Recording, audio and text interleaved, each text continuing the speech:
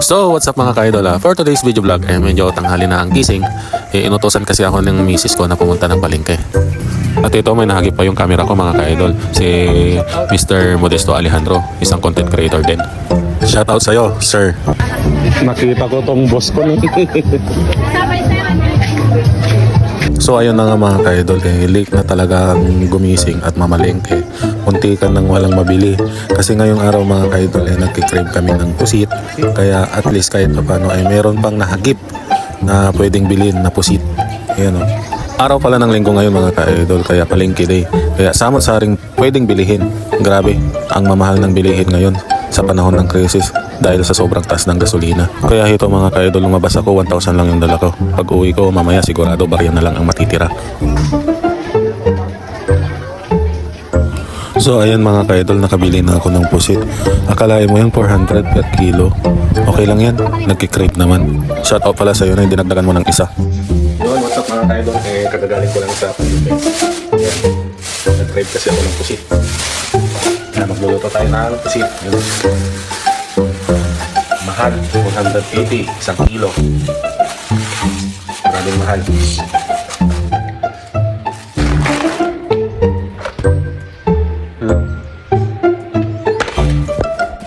Kaya bumili din tayo ng ito, yellow pin.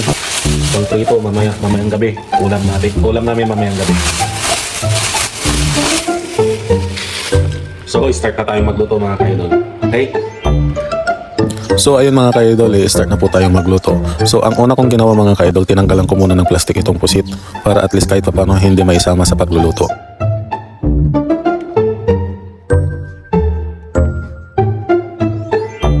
Yun mga ka-idol, after kong matanggalan ng plastic yung pusit, in-slice ko na yan para ready to gisa na. By the way mga ka-idol, gusto ko lang ulit magpakilala. Ako pala si Mark Antonia Austria Layog, ang vlogger na walang follower. So ayan na nga mga ka-idol, haharap tayo sa isang pinakamahiwagang nilalang sa karagatan na isa sa pinakamasarap at pinakagusto ng marami. Ito ang pusit. Grabe, super salap. Tingnan nyo naman mga ka-idol, sariwang-sariwa.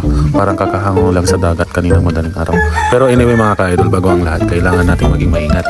Alam nyo naman ang pusit, parang pag-ibig lang yan. Kapag di mo binantayan ng maigi, bigla na lang naglalaho. Kaya naman tumitigas. Kaya ang secret natin ngayon, timing. Hindi pwedeng mabilisan, hindi pwedeng sobrang bagal. Dapat sakto lang. Wow, may paganon pa. Hugot. Sana all. Yung mga ka-idol, ihugasan na natin itong pusit gamit yung tubig ng Pasig Creamer para ready to gisa na.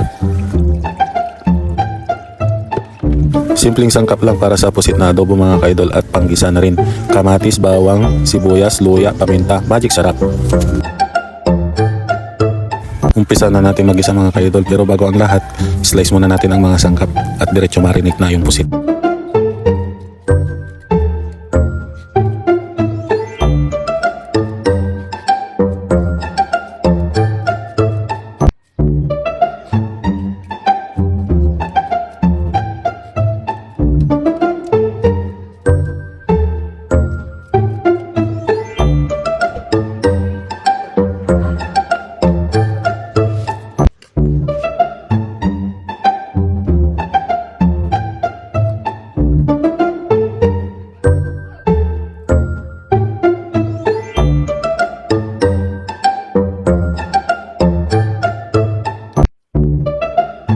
O diba? Parang si Chef Boy Logro lang. Napaka-professional mag-slice. Yum yum yum!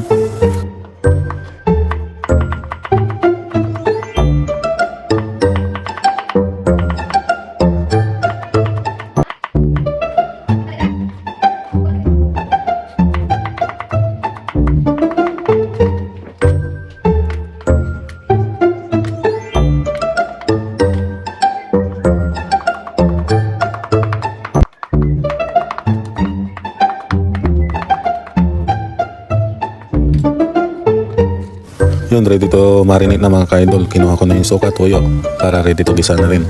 At syempre haluan din natin ng pamintang durog yan.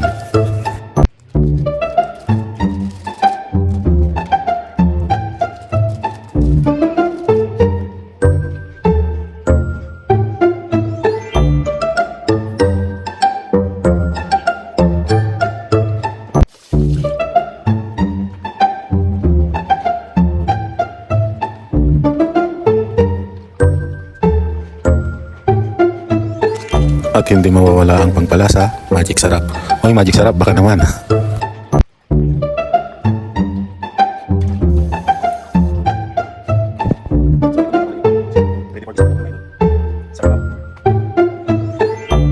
Yun mga ka-idol, ready na tayo magluto ng adobong pusit. Pero bago ang lahat, maglinis muna tayo dito sa lababo para at least kahit paano hindi magmukhang kadiri. Kasi gusto ko malinis pag nagluluto ako. Mas lalong sasarap yung iluluto mo kapag malinis talaga yung pinaglulutuan mo. Handang-handa na ako mag-isa mga ka-idol. Halina't samahan niyo ako magluto.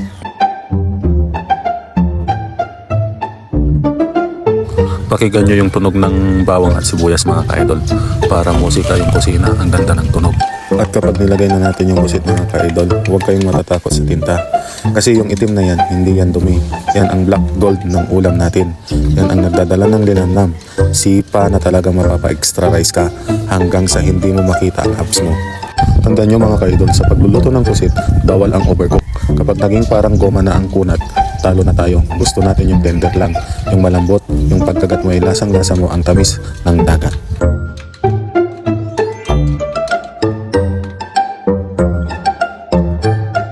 Ihulog na din natin yung siling haba, pampadagdag ng bango at lasang aroma.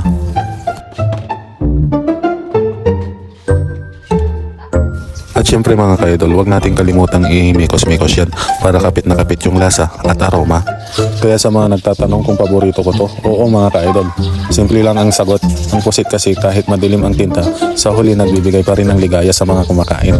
Parang buhay lang, kahit may mga madilim na bahagi, ang mahalaga ay yung sarap na naiiwan dito sa dulo niya.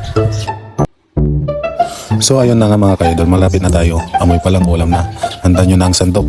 Ihanda na rin ang mainit na kanin dahil ang master pusit natin ready na para sa enkwentro. Tara, let's go! Kainin na natin yan.